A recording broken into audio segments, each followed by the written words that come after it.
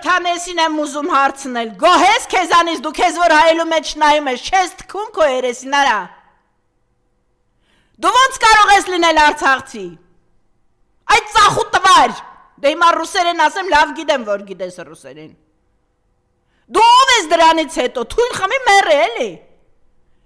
Դու գնացել ես այսօր Թուրքի ձեռ ես սխմում։ Պապերիդ ոսկորների վրա լապ ես վաստակում։ Դու քեզ ընդհանրապես տերտեր չես արդեն, հասկանալի է, դու ոչ մի բան չես, հոգևորական լինելու իրավունքից զուրկ ես։ Բայց գոնե դու քեզ երկոտանի կենթանի համարում ես, բանականություն ունեցող, ասուն համարում ես, գետինը չես մտնում արա,